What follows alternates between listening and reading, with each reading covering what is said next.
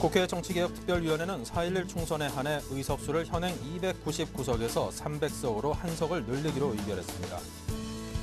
새누리당 공직후보자 추천위가 친이계 좌장격인 이재호 의원을 포함한 21명의 1차 공천자 명단을 발표했지만 비대위가 반대하며 재심의를 요구해 파문이 일고 있습니다. 하나금융지주 차기 회장으로 김정태 하나은행장이 내정됐습니다. 앞으로 백화점 등 대형 유통업체가 납품 중소기업의 상품권을 강매하거나 다른 유통업자와의 거래를 방해하면 납품 대금의 최대 90%까지 과징금을 물게 됩니다. 네, 시청자 여러분 안녕하십니까. 생경제현장의 임동석입니다. 월요일 순서 시작합니다. 오늘 국내 증시가 1% 넘게 하락했습니다. 코스피 1.42%, 그리고 코스닥이 1.07%가 빠졌는데요. 신한 프라이빗 웰스 매니지먼트 압구정센터의 곽상준 부장을 연결해 자세한 소식을 듣겠습니다. 안녕하십니까. 네, 안녕하십니까. 신한 PWM 압구정센터 곽상준입니다. 네, 오늘 코스피가 다시금 2,000선 아래로 밀려났습니다. 외국인이 현물과 선물 모두 매도 우위를 보였다고 하는데요. 오늘 시황 정리 부탁드립니다. 예, 그렇습니다. 2월 마지막 주간을 2,000선이 깨지는 것으로 시작을 하였습니다. 아무래도 2,000선에 대한 부담감이 크게 작용한 하루였다 이렇게 볼 수 있겠는데요. 사실은 그럼에도 불구하고 외국인들의 매도에 의한 2,000선 붕괴라기보다도 기관들의 매도에 의한 붕괴다 이렇게 표현할 수 있겠습니다. 기관들이 오늘까지 무려 9거래일 연속 순매도를 지속을 했고요. 올해 들어서만 기관들 매도가 2조 8천억에 이르고 있습니다. 투신권이 그중에서도 3조 원에 이르는 매물을 출회하여서 아무래도 지금의 기관 매도세는 펀드 환매가 기관 매물의 주를 이룬다 이렇게 볼 수가 있겠는데요. 반면에 외국인들은 오늘 매도를 하긴 했습니다만 그다지 큰 규모의 매도 물량을 나타내지는 않았습니다. 그래서 지금까지의 흐름으로 봐서 외국인들이 한국을 떠나는 것이냐라는 거 보는 것은 좀 무리가 있다 이렇게 볼 수 있겠습니다. 그럼에도 불구하고 시장에서는 지금 외국인이 떠나지 않겠느냐는 불안감들이 시장의 우려감을 증폭시키고 있는 그런 상황이다 이렇게 볼 수 있겠습니다. 2월 들어서 외국인들의 매수세를 본다면 이런 우려가 조금 지나치다 이렇게 볼 수가 있겠는데요. 외국인들의 순매수는 1월에 7조 원이 들어온 이후에 2월에도 4조에 육박하는 수준입니다. 이 정도 수준이라면 1월보다 규모가 줄었다고 적은 수준의 매수라고 보기는 어렵고 상당히 많은 수준의 매수다 이렇게 볼 수 있겠고, 물론 최근 들어와서 외국인 매수가 좀 줄어들긴 했습니다만 그렇다고 해서 이것들이 시장을 하락시키는 요인이라고 보기에는 좀 어렵다 이렇게 볼 수 있겠습니다. 결국 시장이 2,000선에서 주저앉고 있는 가장 핵심적인 요인은 투신권의 매도 그리고 투신권의 매도를 불러일으키는 펀드의 환매 이런 정도로 볼 수 있겠습니다. 2월에만 지금 투신권은 2조 1천억 원의 매도세를 보여주고 있고요. 또 하나 이렇게 주가 하락의 역할을 하고 있는 것은 바로 연기금입니다. 과거 주가가 크게 하락했을 때 연기금이 지수를 방어하는 역할을 하면서 주식을 많이 샀었는데요. 이것들이 지금 차익 실현 물량으로 출회되고 있습니다. 연기금도 2월 들어와서 1조 수준의 매도세를 보여주고 있습니다. 또 하나 이제 중요한 흐름들은 과연 최근에 유가 상황들이 어떻게 되느냐, 그리고 엔화가 앞으로 어떻게 약세로 지속이 되느냐 여부에 따라서 시장이 많이 달라질 수 있는데 이 부분도 시장에서 많이 영향을 미쳤다 이렇게 볼 수 있겠습니다. 네, 자 오늘 하락도 그렇고요. 이 국제 유가 또 엔달러 환율 등 이 상당히 우리 증시에 부담을 주는 변수들이 많습니다. 이번 주에 체크해봐야 될 이슈들은 어떤 것들이 있을까요? 네, 일단 내일 유럽 중앙은행에서 2차 장기 대출 프로그램인 2차 LTRO가 시행이 됩니다. 사실 이렇게 유동성이 계속해서 증가한다면 외국인들은 한국 주식 시장뿐만 아니라 위험자산으로 계속해서 매수세를 보여줄 가능성이 있는데요. 그럼에도 불구하고 약간 시장에서 실망하는 부분은 뭐냐면 원래 이제 LTRO가 시행되는 규모가 약 한 1조 유로 정도가 되지 않겠느냐라고 예상을 했었는데 이 부분이 4천억 이하 수준으로 줄 것으로 예상이 되고 있습니다. 실제로는 2천억이 되지 않겠느냐라고까지도 전망을 하고 있는데요. 이것은 근데 뒤집어 보면 이렇게 표현할 수 있겠습니다.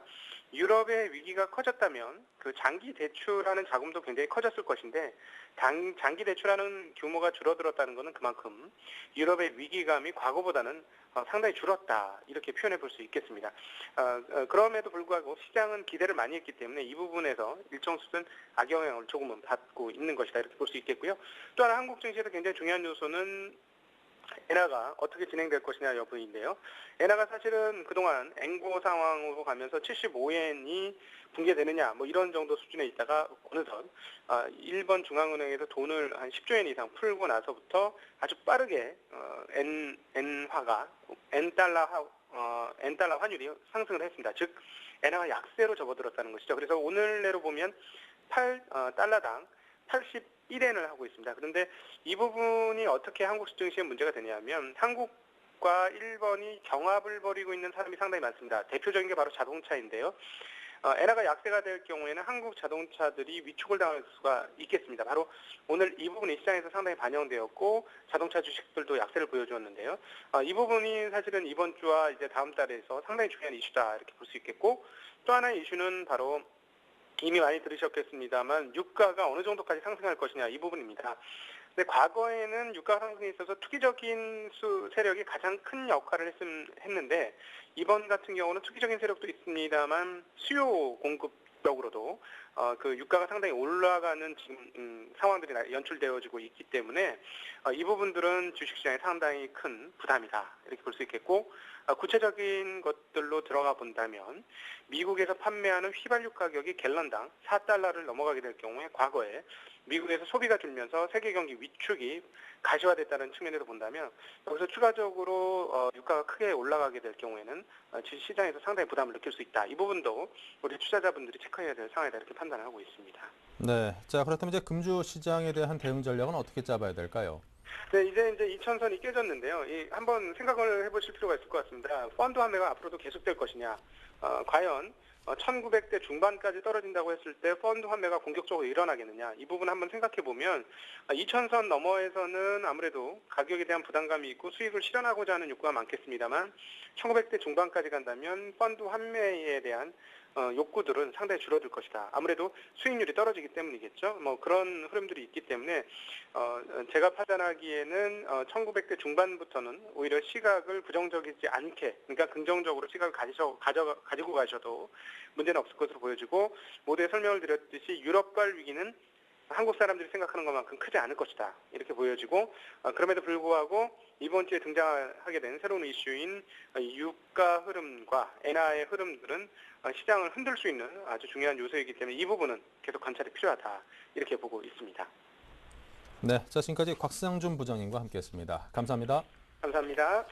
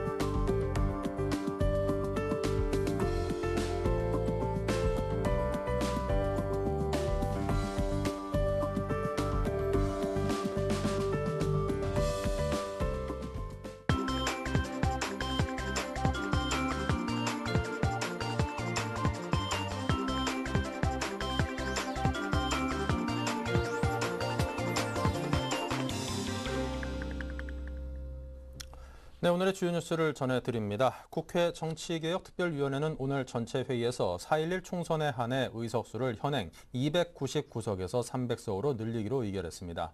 경기 파주, 강원, 원주, 세종시에서 한 석씩 총 3석이 늘어나고 영호남에서 각각 한 석씩 총 2석이 줄어듭니다. 통합 및 폐합 대상은 경남 남해, 하동과 전남 담양, 곡성, 구례입니다. 이에 따라 전체 지역구 수는 245에서 246석으로 증가하고 비례대표는 54석으로 현행대로 유지되게 됩니다. 새누리당 공직 후보자 추천위가 친이계 좌장격인 이재호 의원을 포함한 21명의 1차 공천자 명단을 발표했지만 비대위가 반대하며 재심의를 요구해 파문이 일고 있습니다. 정홍원 위원장은 당초 비대위의 최종 의결을 거쳐 확정한 명단을 발표할 예정이었지만 비대위 회의가 진통을 겪자 도중에 나와 이 의원 등이 포함된 1차 공천 명단을 전격 발표했습니다. 하지만 이에 대해 비대위의 김종인, 이상돈 의원 등은 반대 의사를 밝히며 재심의를 요구했습니다. 이에 따라 공천위는 공천 명단을 재논의해야 하며 공천위원 3분의 2 이상의 지지를 얻어야 명단을 확정할 수 있습니다. 하나금융지주 차기 회장으로 김정태 하나은행장이 내정됐습니다. 하나금융은 오늘 회장 후보 추천위원회를 열고 김 내정자를 김승유 회장의 후임 후보로 단독 추천했습니다. 경남고와 성균관대학교 행정학과를 졸업한 김 행장은 1992년 창립 멤버로 하나은행에 합류해 가게영업점 총괄본부장, 가게고객사업본부 부행장을 거쳐 지주 부사장과 하나대투증권 사장을 역임했으며 2008년부터 하나은행장을 맡고 있습니다. 김 행장은 이변이 없는 한 다음 달 초 이사회와 3월 23일 정기주주총회를 거쳐 회장으로 취임할 예정입니다. 후임 행장으로는 이현주 영업추진그룹 부행장과 김병호 경영관리그룹 총괄 부행장이 후보로 압축되고 있습니다. 앞으로 백화점 등 대형 유통업체가 납품 중소기업에 상품권을 강매하거나 다른 유통업자와의 거래를 방해하면 납품 대금의 최대 90%까지 과징금을 물게 됩니다. 공정거래위원회는 오늘 중소납품업체에 대한 불공정 행위를 막고자 대규모 유통업법 위반 사업자의 과징금 부과 기준 고시를 마련해 시행한다고 밝혔습니다. 이에 따라 기존 공정거래법상 관련 매출액의 2%였던 대규모 유통업체의 과징금 상한이 납품대금 또는 연간 임대료의 범위로 강화됐습니다. 과징금은 위반 행위의 중대성에 따라 관련 납품대금 또는 관련 임대료의 20에서 60%, 납품대금 산정이 곤란하면 정액으로 1,000만 원에서 5억 원으로 정해졌습니다. 바닥을 헤매던 제조업 체감 경기가 상승 반전했습니다. 한국은행이 오늘 발표한 2월 제조업의 기업 경기 실사 지수가 80으로 전월보다 2포인트 올랐습니다. 앞서 1월 지수는 78로 글로벌 금융 위기 여파가 이어진 2009년 6월 이후 최저치였습니다. 제조업의 업황 전망 지수도 올랐습니다. 3월 업황 전망 지수는 전월보다 3포인트 오른 84였습니다. 업황 전망 지수대로라면 다음 달 실제 업황 지수도 상승세를 이어갈 가능성이 높아 보입니다. 네, 소셜 커머스가 급성장하면서 소비자들의 피해도 폭발적으로 늘고 있어 대책이 요구됩니다. 서울시 전자상거래센터는 지난해 소셜 커머스 소비자 피해가 1,761건으로 전년인 2010년 35건에 비해 500배가량 증가했다고 밝혔습니다. 지난해 소비자 피해 상담 건수는 23,800건으로 전년에 18,900건에 비해 26% 늘었습니다. 상담 유형은 반품, 환급 거절이 32%로 가장 많았고 사이트 폐쇄 등 연락 불가 21%, 배송 지연 18%, 사기 의심 12%로 나타났습니다. 네, 지난주 LH와 롯데마트에서 실시한 실버 사원 모집에서 경쟁률이 10대 1을 기록할 정도로 구직 열기가 무척이나 뜨거웠다고 합니다. 임진혁 기자를 연결해 봅니다. 안녕하십니까? 네, 임진혁입니다. 네, 요즘 구직 활동에 나서는 어르신들의 현황이 어떤지요? 네, 롯데마트가 이달 초 만 56세에서 60세 고령자를 대상으로 직원 모집을 한 결과 400명 모집에 2,670명이 지원해 6.7대 1의 경쟁률을 기록했습니다. 주로 계산원이나 온라인 주문 상품 배송 준비 등을 맡게 될 시니어 직원자 중에는 대기업 임원이나 중견 간부 출신도 있었고 석박사 학위의 고학력자도 70명을 넘어섰는데요. 이보다 사흘 앞서 마감된 한국토지주택공사의 실버사원 지원 경쟁은 더 치열해 최종 경쟁률이 9.5대 1을 기록했습니다. 젊은 시절 학교와 직장, 세상 속에서 이미 치열한 경쟁을 맛본 고령자들이 은퇴 이후 삶의 여유를 누리지 못하고 다시 경쟁 속으로 빠져들고 있는 것인데요. 서울 일자리 플러스 센터에는 방문 상담자와 전화 상담자 등 하루 평균 250명 정도의 고령자들이 구직 문의를 하는 것으로 집계됐습니다. 네, 그런데 이 취직을 하려는 노인분들은 많은 반면에 일자리는 적고 또 임금도 그다지 많지는 않다고요. 네, 상당수 고령자들이 높은 경쟁을 뚫고 취업에 성공한 뒤 열악한 노동 환경에 맞닥뜨리게 됐는데요. 고령 취업자 가운데 절반 이상은 운전이나 경비와 같은 단순 노동에 투입되고 3분의 2 이상은 월 급여 100만 원 미만을 받고 있는 것으로 나타났습니다.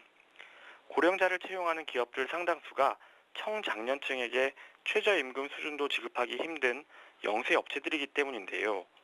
통계에 따르면 전체 인구 가운데 65세 이상의 비율은 2000년 7.2%에서 2010년 11%, 2020년 15.7%로 급증할 것으로 예상돼 고령자 취업 문제가 큰 사회 문제로 발전할 수도 있다는 관측입니다.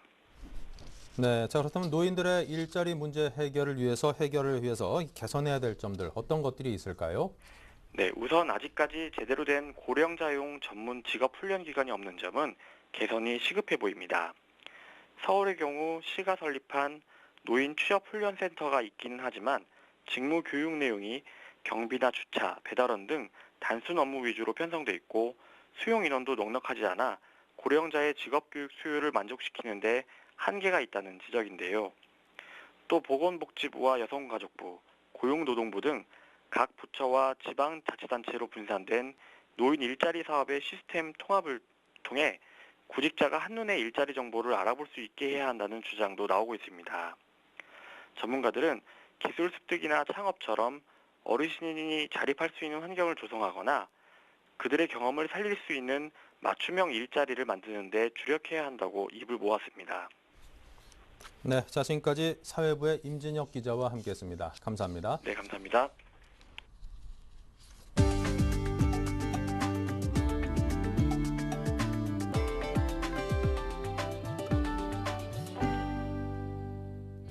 KB금융그룹은 명동 본점에서 순직 공상 소방관 자녀 중학생 21명과 고등학생 29명, 총 50명에게 약 1억 원의 장학금을 전달했습니다. KB금융 소방가족 장학금은 재난의 현장에서 자기 희생을 실천하다 순직하거나 부상을 당해 경제적으로 어려움을 겪고 있는 소방관 가정 자녀의 학업을 지원하기 위해 올해 신설됐습니다. KB금융공익재단은 향후에도 지원 대상자를 적극적으로 발굴하여 학업에 의지가 있거나 경제적인 어려움을 겪고 있는 소외계층을 위한 장학 사업을 지속적으로 펼칠 계획입니다. 스마트폰으로도 캠코더급 영상을 찍을 수 있게 됩니다. 삼성전자는 캠코더급 화질의 동영상이 촬영이 가능한 모바일용 고성능 이미지 센서를 개발해 오는 3월부터 양산에 돌입합니다. 삼성전자가 스페인에서 열리고 있는 MWC에서 공개한 이 제품은 800만 화소 영상을 초당 30프레임의 속도로 촬영이 가능합니다. 아시아나항공은 오늘 29일 오후 2시부터 내년 설 연휴 기간에 운항하는 정기편 항공권 예약 접수를 시작합니다. 예매 항공권은 2013년 2월 8일부터 12일 사이 운항편에 해당되며 에어부산과 공동 운항편을 제외한 국내선 전 노선이 판매 대상입니다.